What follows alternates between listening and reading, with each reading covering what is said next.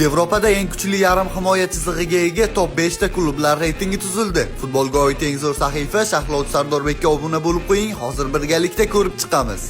5-o'rin Arsenal yarim himoyasi Mikel Merino, Declan Rice va Martin Ødegaard. 4-o'rin Manchester City'ning Rodri, Bernardo Silva va Kovacic boshchiligidagi yarim himoya. 3-o'rin Liverpoolning yarim himoyasi McAllister, Szoboszlai, Gravenberch, Florian Wirtz va boshqalar. 2-o'rin mavsumni dahshat o'tkazgan Parij yarim himoyasi Vitinha, Joao Neves va Fabian Ruiz. 1-o'rin uchun esa raqobat dahshat, tanlov esa faqat bitta. Bunda Barselonaning yarim himoyasi Pedri, Dani Olmo, Frenkie de Jong, Gavi, Marc Casado va Fermin Lopez. Ikkinchi tarafda esa Real Madridning yarim himoyasi Jude Bellingham, Federico Valverde, Arda Güler, Adrian Tchouameni, Eduardo Camavinga va Dani Ceballos kurashadi. Xo'sh do'stlar, sizning fikringizcha qaysi jamoaning yarim himoyasi kuchliroq? Barselona yoki Real Madrid? Fikrlaringizni kommentariyada qoldiring.